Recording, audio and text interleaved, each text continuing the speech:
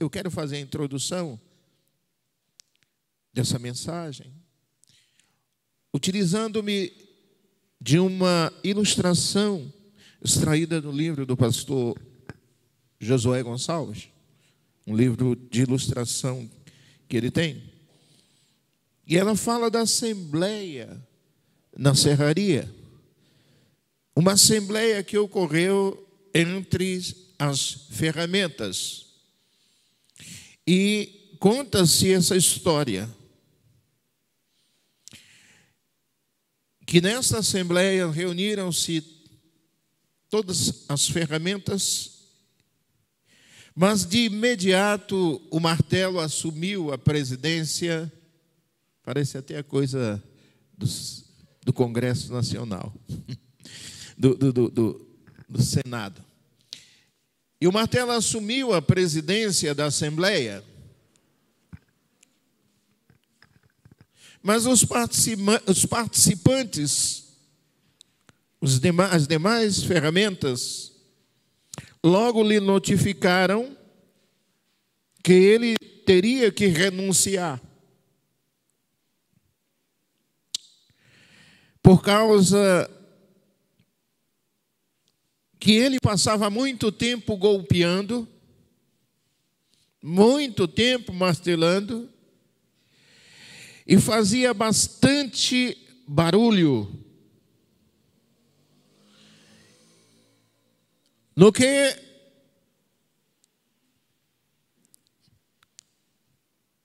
o martelo aceitou os argumentos, renunciando assim à presidência, porém, exigiu que também fosse o parafuso impedido de presidir aquela assembleia. Por quê? Porque dizia ele que o parafuso dava muitas voltas para alcançar algum objetivo. No que concordou o parafuso,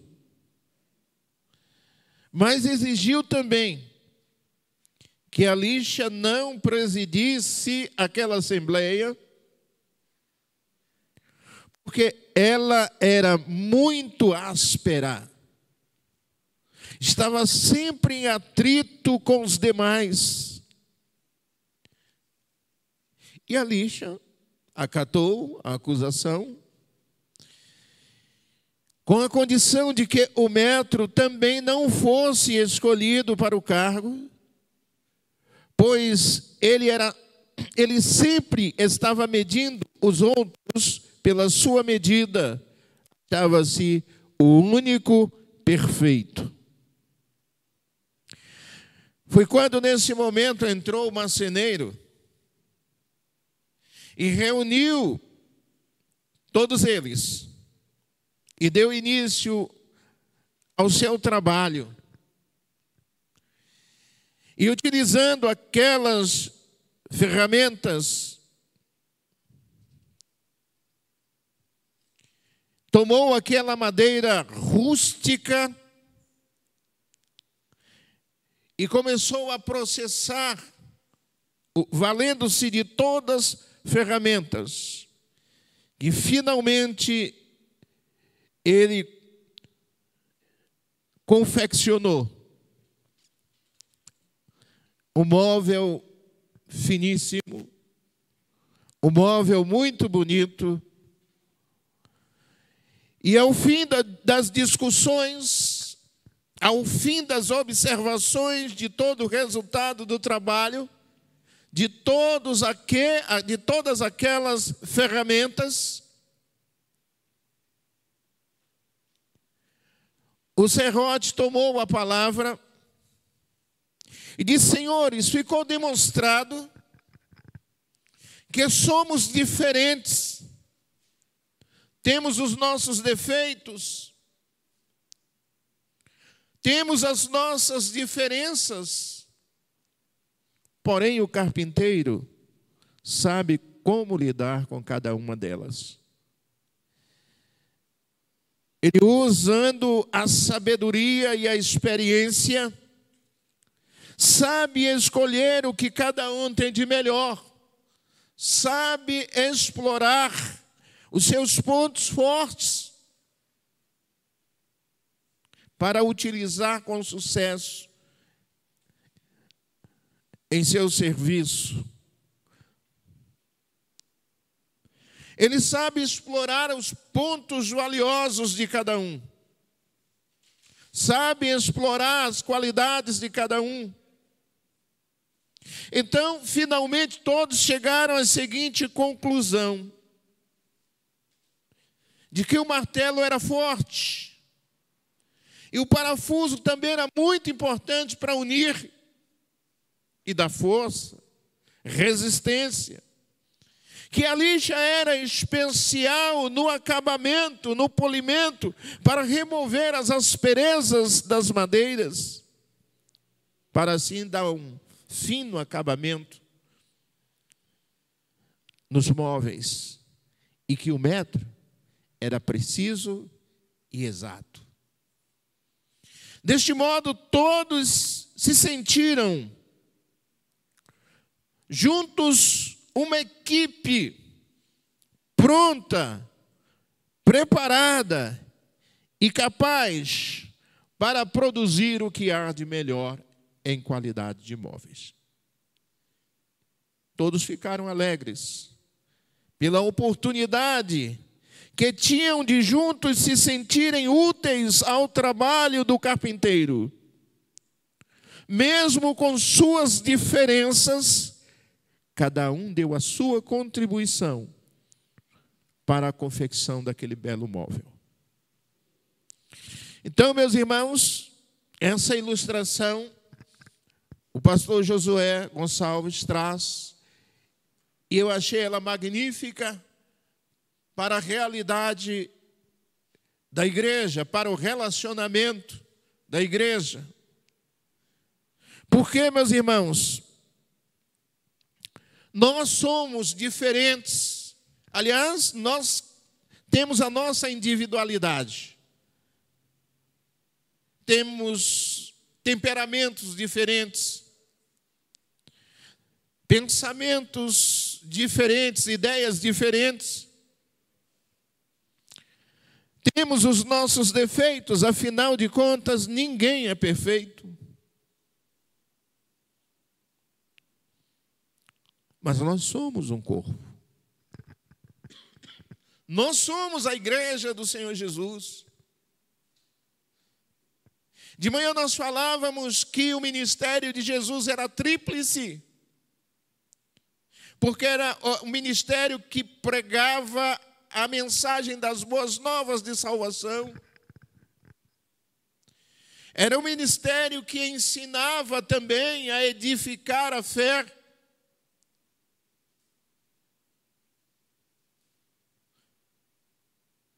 Mas também era um ministério de poder.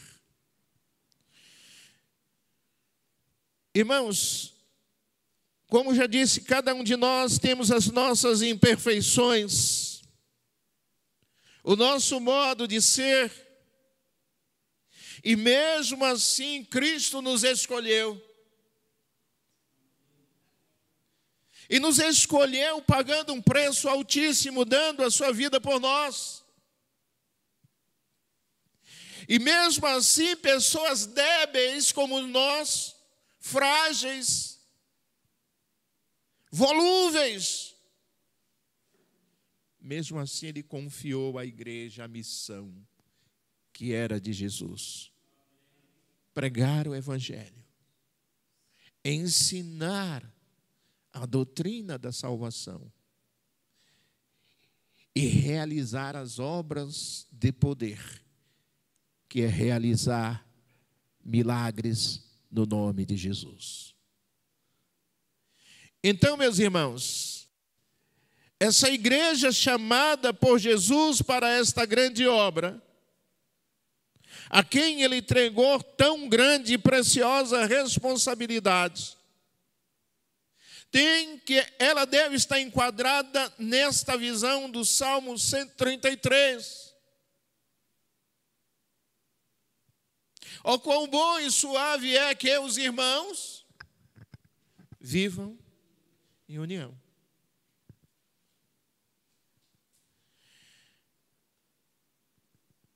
A união é algo precioso na igreja, como eu no início falei.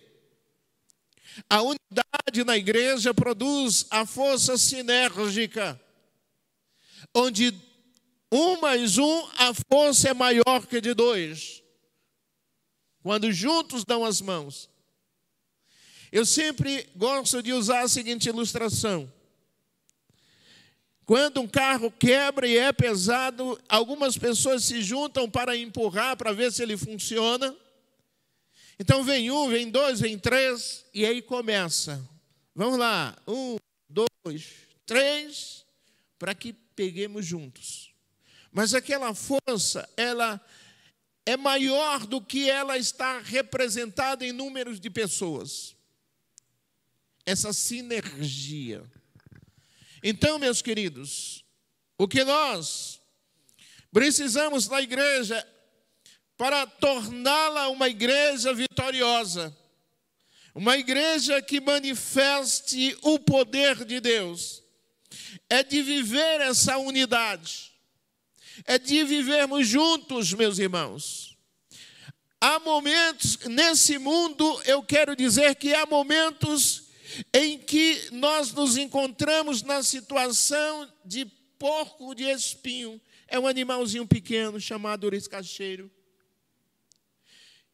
que num intenso inverno, se ele não quiser morrer, eles vão ter que se juntar, mesmo que os espetos, espinhos, atinjam um ao outro, mas eles precisam salvar a sua vida. Eles precisam juntar-se para aquecer-se.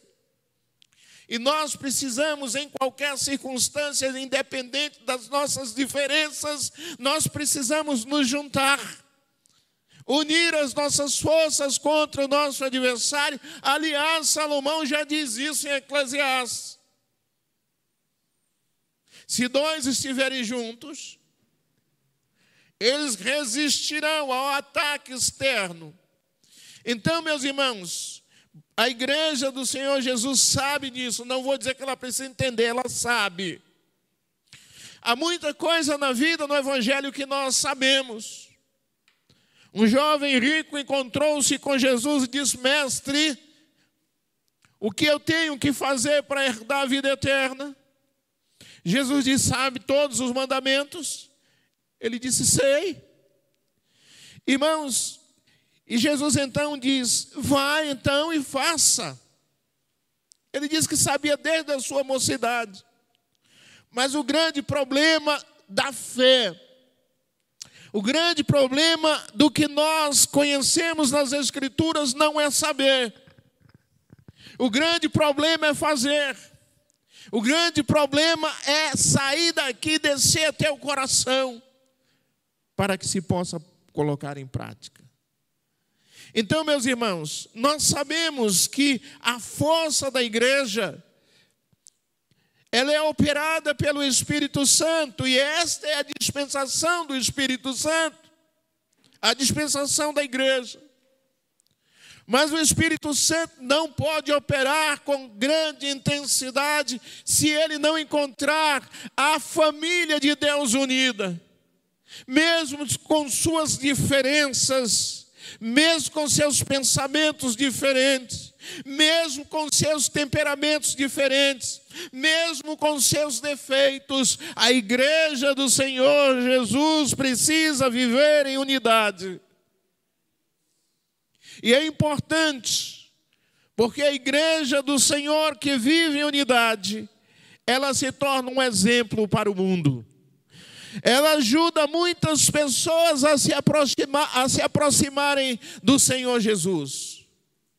É triste quando alguém aponta problemas na igreja e principalmente de desunião entre irmãos. Não falo isso porque nós estamos vivendo. Falo isso, meus irmãos, porque nós precisamos vestir a camisa, dar as mãos, independente de quem é o outro. É nosso irmão em Cristo. Então, Por outro lado, a união, meus irmãos, diz o povo por aí, contando piada, faz açúcar. Mas aqui manifesta o poder de Deus. Então, quando os crentes unidos começam a cooperar na obra de Deus, coisas extraordinárias começam a acontecer. Nós começamos então, desde já, a nos antecipar, a provar um pouco da alegria e da felicidade que teremos na eternidade. Essa unidade renova e revigora o ministério da igreja. Elimina as tensões, conforme nós vimos ali entre as ferramentas.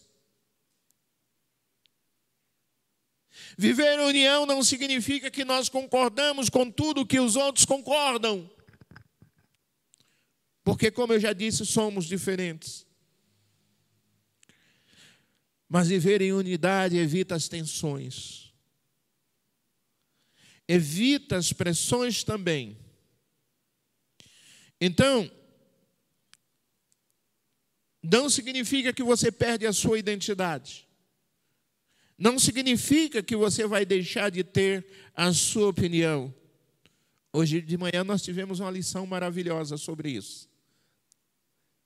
É importante, meus amados, que haja discordância, com respeito, com dignidade. Podemos defender o nosso pensamento, sem, contudo, colocar acima dos outros. Então, há pouco nós estávamos ouvindo aqui esse louvor maravilhoso. E nele, numa acorde, para formar um acorde, há muitas notas musicais. E eu estava pensando na última música aqui há pouco, que Marcos cantava com Luan, e eu pensando, quando a gente chega num coral e a gente começa a ouvir vozes separadas, tem umas que dói na alma. Porque parece que pega um caminho diferente, destoa de tudo.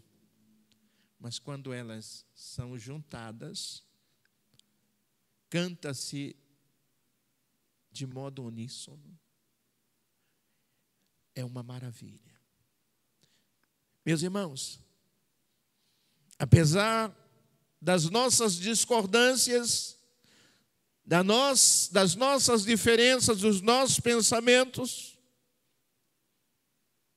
nós precisamos dar as mãos para trabalharmos. É preciso nos unir no mesmo propósito para engrandecer o nome do Senhor. E mais, pensa bem, um dia Neemias mandou o seguinte recado para Sanbalat e Tobias: eu não posso ir até vocês, porque estou fazendo uma grande obra. Nós estamos fazendo uma grande obra neste mundo. Por isso, meus irmãos, não são as nossas diferenças que podem nos separar ou impedir que a igreja avance, que a obra do Senhor avance, meus irmãos. Nós precisamos entender que quando, meus irmãos, a maioria, não é que a voz do povo é a voz de Deus, mas quando a maioria se estabelece, nós precisamos, mesmo com as nossas diferenças, ser humilde o suficiente para abrir mão dos nossos princípios, dos nossos ideais, da nossa proposta, nos unir de mãos dadas para fazer a obra do Senhor. Pois esta não pode, em hipótese alguma, por capricho de quem quer que seja, sofrer qualquer dano, sofrer qualquer atraso. Então essa união é tão preciosa, diz o versículo 2 do Salmo 133. como aquele óleo caríssimo que foi derramado sobre a cabeça de Arão, de um modo tão abundante que escorreu sobre a sua barba, desceu pela roupa, foi até a orla das suas vestes. Quando ele diz o óleo precioso, é porque é precioso, mas era um óleo caríssimo também. Meus irmãos, esta unidade na busca desta unção, desta graça, do poder do Espírito Santo, é algo preciosíssimo que a igreja não pode abrir mão, que o crente não pode abrir mão por conta dos seus interesses, por conta do seu egoísmo.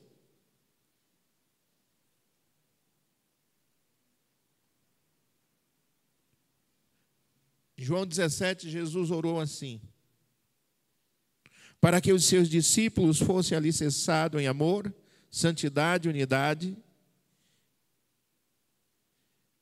e cheios do Espírito Santo. Esta foi a oração de Jesus antes da sua partida de volta aos céus. Porque eles não podiam fazer a obra do Senhor se não fosse debaixo do poder, debaixo da unção do Espírito Santo, e isso só poderia acontecer na unidade.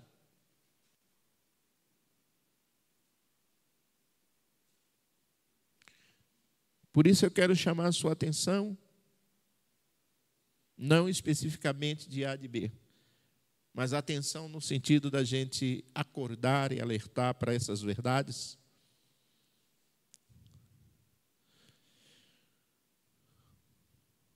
Para que nós não nos prendamos, meus irmãos,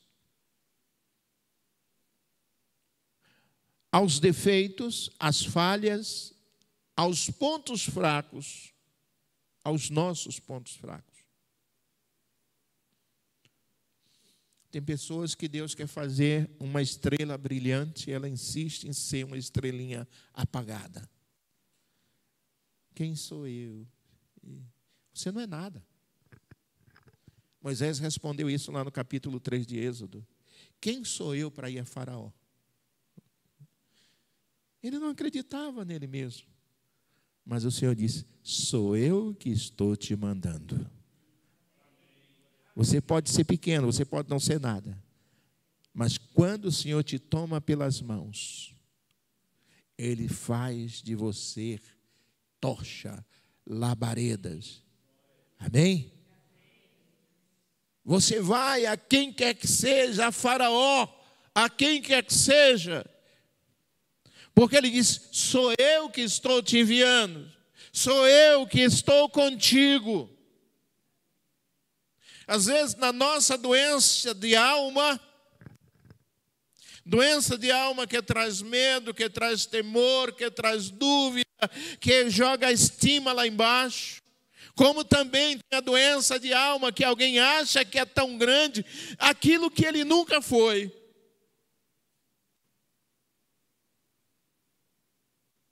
Aquele que não se humilha, não abaixa para ser tratado, não se deixa ser tratado. É um problema de alma, é consequência do pecado. Com Moisés, o Senhor, nós sabemos que ele tratou. A alma de Moisés precisava de tratamento. Ele diz: põe a tua mão no peito. Capítulo 4 de Êxodo. A mão saiu leprosa. É assim que está a tua alma, Moisés. Doente, leprosa, enferma. É por isso que você está com medo de ir lá. Põe a tua mão no peito de novo. Quando ele pôs e tirou, a mão estava curada. Ele disse: agora sim, Moisés, você está curado, você está pronto. Com esta mão curada, com esta alma curada, você pode fazer a minha obra. Você pode dizer: mas isso é uma palavra para um líder, um grande líder. Não, é para mim e para você também. Jesus quer nos tratar. Jesus quer nos tratar. Então, meus irmãos, nesses dias que o grande problema da falta de humildade, é um problema da alma. E esse problema de resistência, de indiferença, de agarrar-se ao seu posicionamento, às suas defesas, os seus pensamentos sobre si mesmo e sobre os outros, enfraquece a igreja, traz a paralisia à igreja, faz a igreja estagnar, a obra atrasar. Bom seria que essas coisas não acontecessem. E é interessante, irmãos, sempre que alguém busca defeito nos outros, sempre que aponta para os defeitos alheios, ele se esquece que tem telhado de vidro. Tem, porque todos nós somos imperfeitos. E aí vamos causando atritos, agindo como a lixa, cria-se um clima negativo, fica um relacionamento difícil. Como é que a obra vai andar? Como é que a igreja vai andar?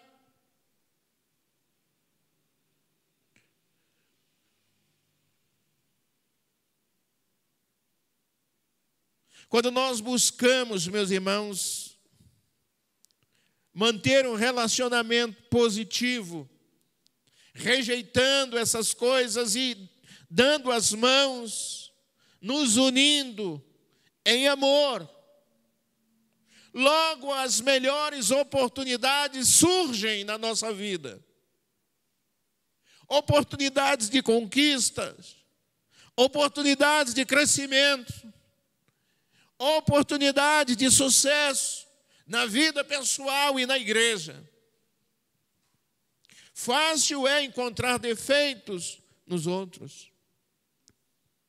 Qualquer um pode fazer isso, é a coisa mais fácil. Difícil, às vezes, é falar das boas virtudes. Mas temos que passar por cima dos defeitos alheios para encontrarmos as boas qualidades. Porque, meus irmãos, por trás de uma alma, de uma pessoa de natureza rústica, grosseira, existe uma alma, e nela existe também muitas virtudes boas, boas qualidades, que estão ocultas, aguardando só uma oportunidade para se manifestar. Nós estamos num processo de restauração. Paulo diz que nós fomos salvos pela fé. Ainda não adentramos só na eternidade, na volta de Jesus. Mas nós já vivemos a eternidade, a salvação por fé. O que Hebreus 11:1 diz. Então, meus amados, nós estamos num processo chamado de aperfeiçoamento. Nós estamos num processo chamado de santificação. Estamos sendo trabalhados, burilados pelo Espírito Santo, modelados pela palavra de Deus, preparados e sendo conduzidos para termos uma vida no padrão de Jesus Cristo.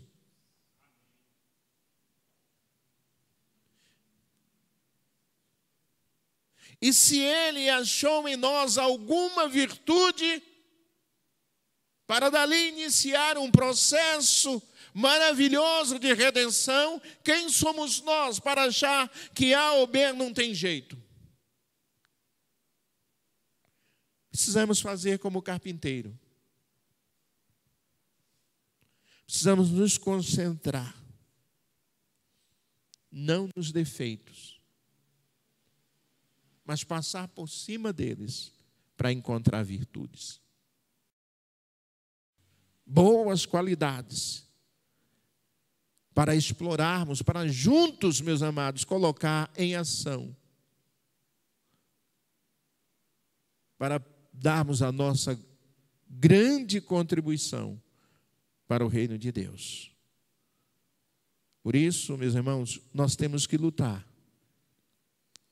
Mas eu não consigo, sabe, tem umas coisinhas, fulano, que não pode haver isso entre nós, não há mais tempo para isso. Temos essa grande obra a realizar. Então, meus amados, vamos pensar nessas pessoas que têm estas grandes qualidades. Vamos pensar que ela tem muito também, por incrível que pareça, a nos ensinar. E vamos esquecer que nós não somos os detentores da verdade. Nós não somos, meus amados, o fiel da justiça. Jesus sim. João 8:32, ele fala da verdade que liberta. E lá no 36 ele diz que essa verdade é Jesus. Jesus, quando nos chama em Mateus 11, versículo 28, no versículo, mais precisamente no 30, quando ele diz: vinde a mim todos vós que estáis cansados e sobrecarregados, e eu vos aliviarei. Mas no versículo 29 ele diz: e aprendei de mim. O problema não é saber, o problema é aprender, porque quem sabe e não pratica não aprendeu. E no reino de Deus mais ainda, porque o homem que aprendeu das Escrituras Sagradas, se ele aprendeu, ele tem o temor de Deus para praticar. E aprendei de mim. Aprender o quê? Tem muita coisa que aprender do Senhor. Mas nesse versículo ele diz que sou manso e humilde. Manso e humilde. Nós precisamos ser humilde para nos curvar e com mansidão aprender a superar os defeitos alheios e dar as mãos àqueles a quem nós achamos que tem defeito. Precisamos também aprender que se nós temos defeito e quem não tem, precisamos ser humildes o suficiente para nos curvar, para deixar a graça do Senhor dar o polimento e o acabamento que nós precisamos. Meus irmãos,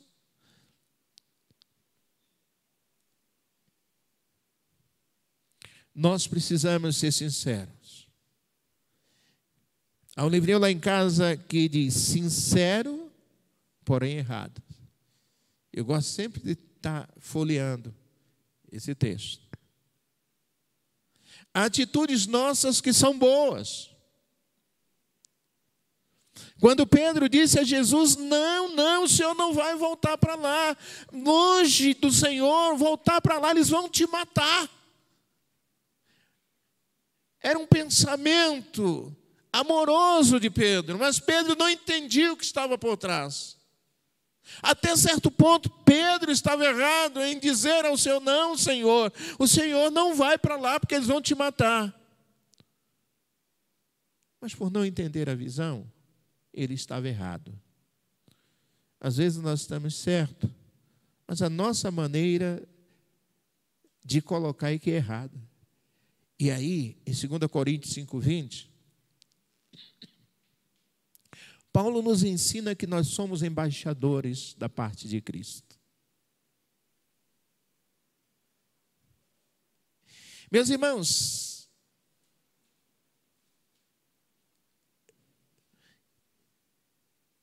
o que caracteriza um embaixador?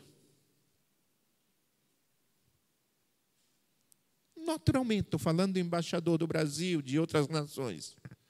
Quando ele chega a esse posto, é o último posto. É como se fosse o posto de coronel fechado. Um homem muito experiente, teve várias experiências. Passou por todos os postos, todos os cargos, todas as funções, conhece tudo. Um homem amadurecido, um homem manso, sábio, para expor as verdades, não é omitir a verdade, mas é preciso expor a verdade sem causar danos maiores, sem piorar a situação, porque o seu argumento deve ser de reconciliação, deve ser respeitoso, o que é fundamental em todos os relacionamentos. Eu ouvi do embaixador Mourão, e ele nos disse o seguinte: a função de embaixador é como a do sol. Ele atravessa os raios e o calor, a luz, atravessa os vidros sem quebrar. Leva luz, calor, sem quebrar o vidro. A função do embaixador é esta. Você é um embaixador, é o que Paulo diz. Ele diz como apóstolo, mas você é um discípulo de Cristo, ou não? Então você tem que ter esse cuidado. Porque há muitos crentes, porque você tem que ter a sabedoria. Tem gente que quer empurrar o evangelho nas pessoas de qualquer jeito. Você só vai fazer as pessoas antipatizarem. Você tem que orar, esperar o momento certo e trabalhar da forma certa, com mansidão, com sabedoria. Você tem que ser uma pessoa desejável. Não aquela coisa quando já vem aquele crente chato. Aí você diz, não, eu estou incomodando as trevas, está mesmo. Mas também quem está nas trevas, você não salva. E a nossa missão, eu sempre guardei uma frase de Valnice Milhomes. Temos que adentrar o inferno e saquear as almas que lá estão e trazer para o reino de Deus. Está falando das pessoas que estão no mundo. Para isso é preciso sabedoria, é preciso ter essa mansidão, é preciso ter a humildade, ter a paciência, saber o momento certo. Saber que, meus amados, que não é como foi ministrado na sexta-feira aqui, não é por força nem por violência, mas pelo poder do Espírito Santo. João 16:8 nos diz assim: é Ele quem convence o homem do pecado, da justiça e do juízo. De verdade, estou falando de conversão, não estou falando de coreografia. Há muitas coreografias nas igrejas. As pessoas levantam a mão, querem fazer parte de um grupo, querem ter um point para ir, tal. Eu estou falando de conversão. Ninguém se converte enquanto o Espírito não usar da palavra para tocar o coração de alguém. Não foste vós que me escolheste. Eu é que vos escolhi, diz o Senhor. Portanto, meus amados, não é por força nem por violência. Temos que pensar, meus irmãos, que nestes dias em que eu estou falando nessa noite de imperfeição, de defeitos, de faltas, de falhas.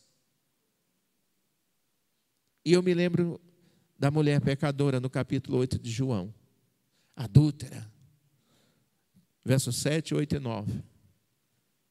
E todos chegaram ali apontando, acusando e tal. E Jesus sabiamente disse: quem de vós não tiver pecado, atire a primeira pedra. Vocês sabem o resto, né? O que aconteceu? Isso serve para a gente também. Antes, Mateus 7, versículo 3 e 4.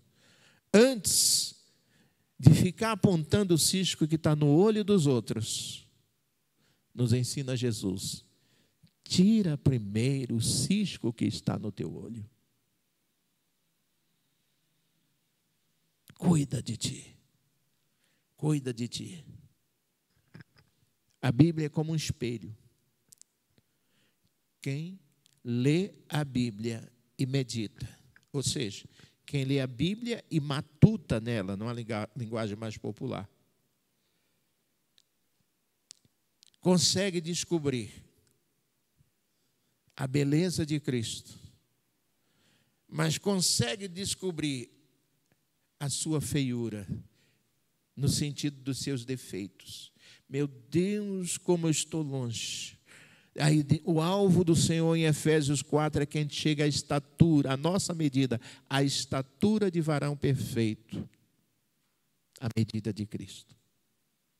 Como nós estamos longe.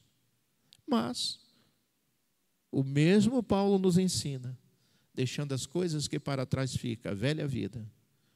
Eu tenho um alvo e eu prossigo para lá. 3,14 de Filipenses. Eu prossigo para lá. Então, meus irmãos, voltando a nós aqui, das nossas diferenças, dos nossos defeitos, da feiura de cada um, da sua alma, fala da alma. Há muita gente, alguém descreve Paulo como um homem baixo, careca, barrigudo e cambota. Bonito que só, né? Lindo. Mas diz que quem chegava perto de Paulo sentia em Paulo um anjo de Deus. Uma beleza fantástica. Não é a beleza exterior, mas a beleza interior. Voltando aqui, a união da igreja, né, atrairá a abundante graça de Deus sobre a nossa vida. Tudo que nós precisamos é da graça do Senhor, do favor do Senhor, do derramar do Espírito do Senhor, do mover da mão do Senhor. E Deus nos busca na unidade, meus irmãos, na individualidade e na unidade. Não é por acaso que em certo momento Ele diz para nós: entra no teu quarto, você só, e o Pai, e conversa com Ele. Mas em dado momento Ele se alegra da união da igreja, do povo de Deus reunido, buscando a face do Senhor.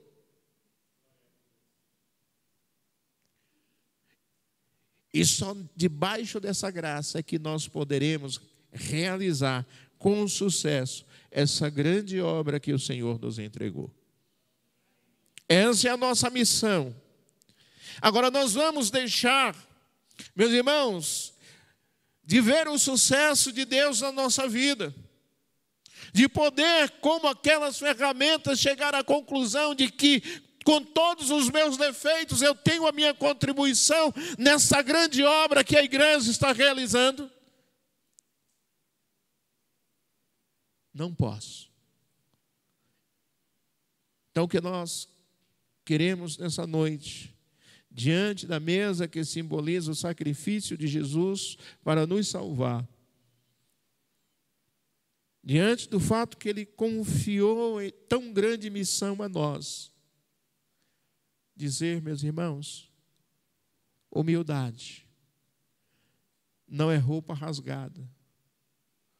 Humildade não é sinônimo de pobreza financeira. Humildade é coisa da alma. Humildade de espírito.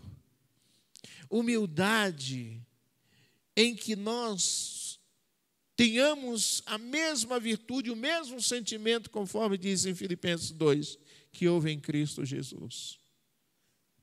Que sendo em forma de Deus, não ousou usurpar o lugar de Deus. Que sendo eu,